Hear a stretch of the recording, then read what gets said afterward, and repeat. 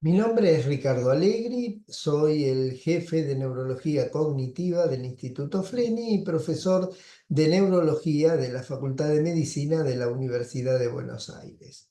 Vamos a abordar la temática de cuáles fueron los puntos para mí más relevantes del Congreso de la Conferencia Internacional de Alzheimer Association, que fue entre el 28 de julio y el 1 de agosto del 2024.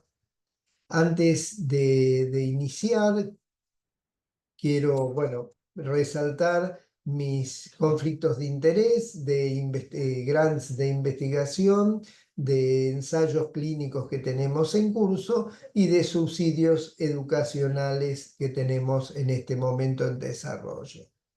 Bien. La conferencia se llevó adelante en la ciudad de Filadelfia, Pensilvania, Estados Unidos, y vamos a ver cuáles fueron los puntos más relevantes. Yo dividí aquellos puntos más relevantes, en primer lugar, en lo que tiene que ver con prevención, en segundo lugar, con diagnóstico, en tercer lugar, tratamiento y en cuarto lugar, algunas conclusiones de dónde estamos hoy parados. ¿Qué es lo que pasó en prevención? Para mí la presentación más importante con respecto a prevención fue la presentación que hizo Jill Livingston. Ustedes recuerdan que Jill Livingston publicó en Lancet Commission en 2017, 2020 y vuelve a publicar ahora lo que tiene que ver con los factores de riesgo relacionados a la demencia. Fue como novedoso en su momento, que estos factores de riesgo se dan a lo largo de la vida y estos factores de riesgo a lo largo de la vida tienen un determinado peso que en principio ella había puesto lo que es la parte de la baja educación en etapas tempranas de la vida y en esta oportunidad agrega dos factores a los factores de riesgo clásico. Por un lado va a ser el colesterol y por otro lado va a ser lo que tiene que ver con la pérdida visual. O sea, en este momento subió de 12 a 14 factores de riesgo que son potencialmente modificables, potencialmente tratables y que tienen que ver con el desarrollo de demencia en una edad más tardía de la vida.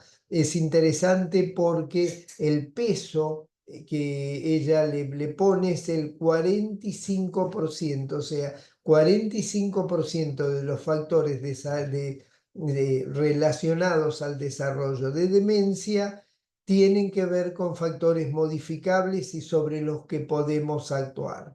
Describe en etapas tempranas de la vida, el 5% tiene que ver con la baja educación, en etapas de la adultez el 7% a pérdida auditiva, 7% hipercolesterolemia, 3% depresión, 3% traumatismos de cráneo, 2% a la inactividad física, 2% diabetes, 2% tabaquismo, 2% hipertensión, 1% obesidad, 1% el exceso de alcohol y ya en etapas más tardías de la vida el aislamiento social tiene que ver con el 5%, la contaminación ambiental con el 3% y la pérdida visual con el 2%. Es extremadamente importante porque todo esto lo podemos modificar. En el caso de Argentina, nosotros acabamos de publicar algo que fue presentado también en ICAD, que es cómo juegan estos factores potencialmente modificables. En el caso de Argentina, estos factores potencialmente modificables pasan del 45 al 60%, 2% la baja educación, la pérdida auditiva el 6%, el traumatismo de cráneo el 4%, la hipertensión el 9%, el alcohol el 3%, la obesidad el 7%, tabaquismo 5%, depresión 3%, aislamiento social 6%, inactividad física 7%, diabetes 4% y la contaminación ambiental el 3%. O sea que en Argentina el 60% de los factores son potencialmente modificables. Y como vemos a la derecha de la diapositiva, hay factores que están creciendo en el tiempo. Lo que tenemos es 2009, 2013, 2018. Vemos cómo está aumentando la hipertensión, aumentando la obesidad, está aumentando el aislamiento social, baja la inactividad física y aumenta la diabetes. O sea que hay múltiples factores para que actuemos, y también en el Congreso allá se discutió lo que tiene que ver con cómo manejar todos estos factores de protección, y en el slide lo que estamos viendo es cómo juegan todos los trabajos relacionados al finger. A la izquierda vemos en azul oscuro en el mapa del mundo todos los lugares donde se está desarrollando este proyecto de múltiples variables sistematizadas actuando para prevenir el deterioro cognitivo, desde el ejercicio físico, la nutrición, la estimulación cognitiva, hasta el monitoreo de lo que tiene que ver con todos los factores de riesgo vasculares. Otro trabajo, otra presentación que me pareció súper interesante fue la presentación que hizo Holzhausen, que nos muestra qué es lo que pasa con los individuos. Ellos tienen un estudio en Holanda, que es el estudio 100 Plus, que estudia individuos de más de 100 años. Como vemos en la diapositiva a la izquierda algunos ejemplos, vemos la foto, 103, 102, 115, 104. Ellos tienen en este momento 480 centenarios en seguimiento, el 70% son mujeres. Vamos a tener que el 51% vive en su casa en forma independiente, 118 donaron el cerebro, y vamos a ver qué es lo que pasa con algunos datos de este estudio de Ámsterdam, súper interesante. En primer lugar, el estilo de vida de los centenarios 100 plus son lúcidos, tienen alto nivel socioeconómico, alta educación, tienen más cantidad de chicos. No hay relación con el tabaquismo, con la obesidad y con el consumo de alcohol. Sí son optimistas. Si nos retrotraemos a los trabajos que hay entre el envejecimiento normal y el envejecimiento exitoso, son claves el control de factores de riesgo.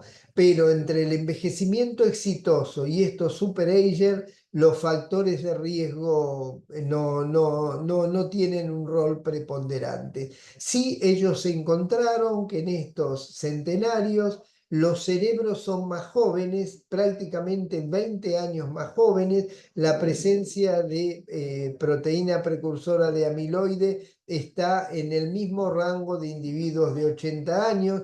La presencia de la MAPT, la proteína tau asociada a los microtúbulos, está en el mismo rango de sujetos de 80 años.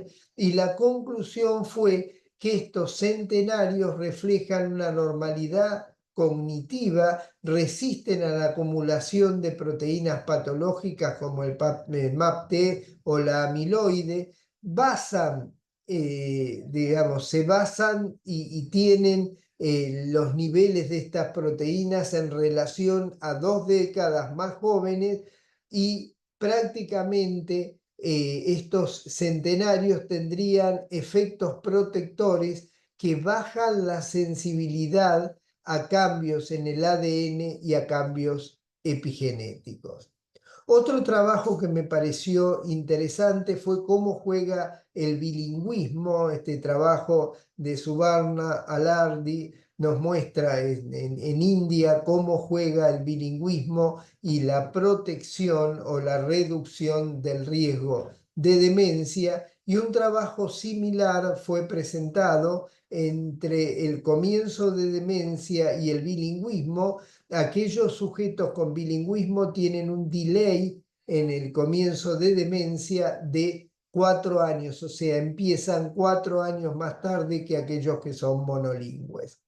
Vamos a ver ahora lo que tiene que ver con qué cambios o qué cosas interesantes aparecieron en el diagnóstico. Ahí vamos a encontrar que la niña bonita de todo esto es el estudio en sangre de biomarcadores en sangre. FacePur muestra cómo juega el dosaje de tau fosforilada a nivel de 2,17 en plasma para discriminar entre Alzheimer avanzados y Alzheimer intermedio. Otro trabajo interesante también fue este que nos está mostrando cómo juega en plasma fosfotau 181 y fosfotau 2,17. Y yo puse en la diapositiva siguiente una de las notas de prensa que largó Alzheimer Association, y ahí vemos cómo se hace la pregunta si estos test de biomarcadores en sangre para enfermedad de Alzheimer ya están como para ser utilizados en asistencia primaria. Y eso fue lo que se discutió. Los biomarcadores de amiloide a beta 42 a beta 40 para sangre, los marcadores de fosfotau para el T y los neurofilamentos de cadena liviana para la neurodegeneración. Ahí vemos otra foto en la cual podemos ver a María Carrillo arriba a la derecha y abajo el premio que se le dio a Ricardo Nitrini de Brasil por su trayectoria en el desarrollo de la educación y el desarrollo científico a nivel mundial, pero Ricardo a nivel de Brasil. La presentación siguiente, Michael Weiner mostró el desarrollo prácticamente de los 20 años, en este caso 23, pero 20 años, el rol que tuvo ADNI, Alzheimer Disease Neuroimaging Initiative, cómo todo este proyecto que se fue desarrollando para estandarizar neuroimágenes, para estandarizar biomarcadores, sirvió de plataforma y punto de partida para gran parte de los desarrollos que hoy tenemos en diagnóstico y en tratamiento de enfermedad de Alzheimer. Otra conferencia que fue muy interesante fue la conferencia de Raisa Sperling, hablando de la preclínica de la enfermedad de Alzheimer, y planteó que es clara la evidencia que la enfermedad de Alzheimer comienza mucho antes de que aparece la parte clínica. El poder llegar a este estadio preclínico es extremadamente importante para los tratamientos que se están desarrollando, y sobre todo para llegar a lo que se llama la prevención primaria. Reisa Sperling comparó, a la izquierda tenemos algunos resultados que ella mostró de amiloide y tau en normales, a la izquierda arriba, a la izquierda arriba, un poco más a la derecha, pacientes con demencia de tipo Alzheimer, depósito de amiloide y el depósito, la alteración de la tau, y en el medio sujetos normales. Y Raisa Sperling comparó y dice, bueno, la presencia de amiloidosis significa enfermedad de Alzheimer, y la comparación que ella hizo fue con las enfermedades cardiovasculares. La presencia de colesterol, la presencia de alguna alteración cardiovascular no obligadamente está hablando de un infarto de miocardio, pero sí su tratamiento previene la aparición del infarto de miocardio. Y ella se pregunta en la parte derecha abajo de la diapositiva si uno no debería empezar a considerar este depósito de amiloide no como enfermedad de Alzheimer, sino como riesgo de la enfermedad. Y esto nos llevaría a desmistificar y sacarle un poco el cuco que da cuando hablamos de que tener amiloides es tener Alzheimer. No, tener amiloide implica la posibilidad de tener Alzheimer. Si nosotros tenemos ese concepto, vamos a poder enfocar el tratamiento en la parte preclínica, y este tratamiento preclínico probablemente es el que va a hacer que se retrase o aún que no aparezca la enfermedad. ¿Qué es lo que apareció a nivel de tratamiento? A nivel de tratamiento, lo más importante es lo que tuvo que ver con los antiamiloides, la difusión de los antiamiloides, y sobre todo la última aprobación que se dio en el contexto del Congreso, la aprobación del donanemab. O sea que ya la FDA ha aprobado el aducanumab, lecanemab y donanemab. La EMEA no aprobó el lecanemab, pero en la última semana nos enteramos que Inglaterra aprobó el lecanemab. O sea, el lecanemab hoy por hoy tiene aprobaciones de Estados Unidos, de Inglaterra, de Japón, de China, etcétera, ¿no? Y el donanemab acaba de ser aprobado en Estados Unidos. Estos anticuerpos borran el amiloide, pero además el LECA y el donanemab han demostrado cambios significativos a nivel de la parte clínica. Se discutió mucho lo que tiene que ver con la implicancia del ARIA. Sabemos que el ARIA es el edema y la hemorragia que puede aparecer por complicaciones de estos antiamiloides, y se discutió en primer lugar lo que tiene que ver con el rol de la ApoE. Un alelo 4 aumenta el riesgo, 2 alelo 4 aumenta el riesgo no solo de enfermedad de Alzheimer, sino de sangrado cuando iniciamos el tratamiento con uno de estos anticuerpos. Y se discutió también lo que tiene que ver con la posibilidad de inmunoterapia con respecto a estas complicaciones. Bien. Bueno, ¿qué más tuvimos con respecto al tratamiento? Acá tenemos otro de los lanzamientos de prensa de Alzheimer Association, que para mí creo que ha sido una de las perlas del Congreso, que fue la conferencia de Randy Bateman. Randy Bateman es quien hoy por hoy dirige el DIAM, el estudio sobre Alzheimer hereditario. Lo que vemos en la diapositiva es la plataforma que se está usando, la plataforma de distintos ensayos clínicos. Estamos viendo arriba los ensayos clínicos con el gantenerumab, que fue suspendido en el 2024, supuestamente por no lavar el amiloide, pero no encontrar cambios clínicos. Y ahora vamos a ver qué fueron los resultados sorprendentes que se tuvieron en la actualidad. En la misma plataforma vamos a tener la prevención secundaria a nivel de la parte media, que está en verde, y abajo hacia donde se va a avanzar en prevención primaria a partir del próximo año. O sea, pacientes con la enfermedad de Alzheimer hereditaria que no tienen síntomas, pero tampoco tienen depósito amiloide. Y lo que fue súper interesante fue esto, porque ellos estudiaron qué había pasado con aquellos pacientes que estuvieron con gantenerumab.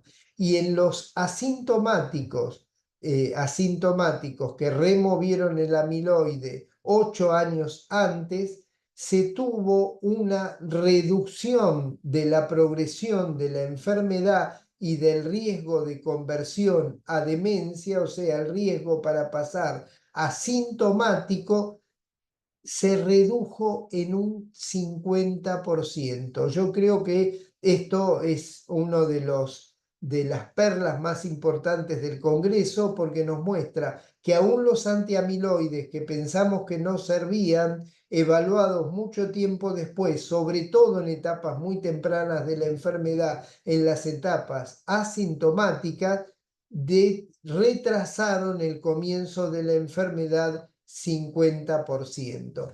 Y lo que mostró Randy Bateman, y que tiene que ver con lo que también discutió Raisa Sperling, es el modelo de declinación cognitiva. Y si uno retrasa un 50%, está retrasando 5 años el comienzo de la enfermedad y está retrasando 15 años la evolución clínica de la propia enfermedad. Y lo que vemos en la diapositiva abajo a la derecha es que Randy Bateman plantea que el depósito de amiloide va a ser homologable a lo que hace tiempo se consideró en las dislipemias familiares, cuando se descubrió que la hipercolesterolemia era la causa de estos depósitos. El tratamiento de la hipercolesterolemia previene el depósito de estos depósitos de colesterol a nivel dermatológico. Y esto es interesante porque vuelve a lo mismo.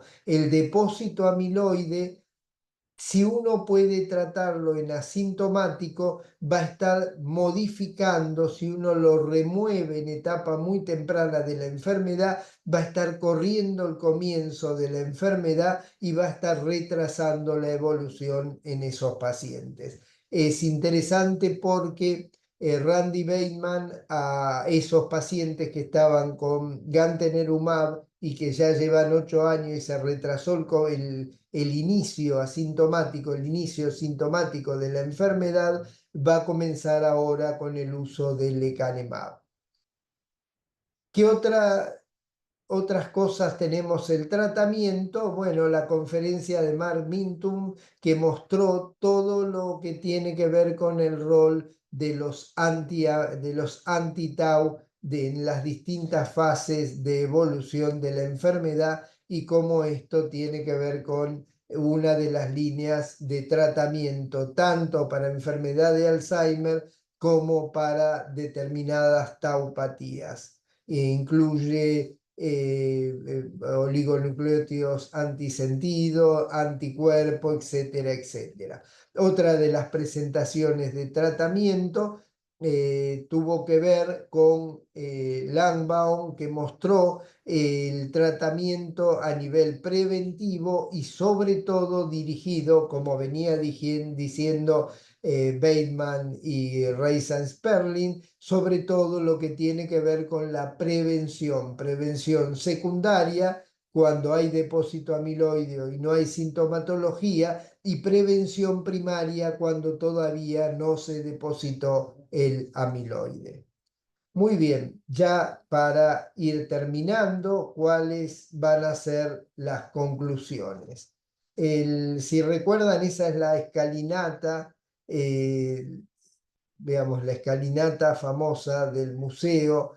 Vamos a tener entonces que las conclusiones van a tener que ver, en primer lugar, es importante y es una clave hoy por hoy la reducción del riesgo, la era biológica de los marcadores, sobre todo los marcadores séricos, una nueva clasificación biológica para enfermedad de Alzheimer, el uso clínico demostrado de los antiamiloides, el desarrollo de los anti-tau y sobre todo el concepto ya final de medicina de precisión. Medicina de precisión, ¿qué es lo que quiere decir? Que no va a haber un único tratamiento a lo largo de la enfermedad, sino que va a haber distintas ventanas terapéuticas, y esas ventanas terapéuticas van a tener que ver con el desarrollo fisiopatológico de la enfermedad, y en un momento serán importantes los antiamiloides, en otro los anti-tau, en otro los anticolinesterásicos, etcétera, etcétera. Volviendo y ya para finalizar, estamos viendo la escalinata y ahora sí, recordamos que en esa escalinata es donde entrenaba Rocky. Muy bien, muchas gracias. Agradezco a todo mi equipo y agradezco a ustedes.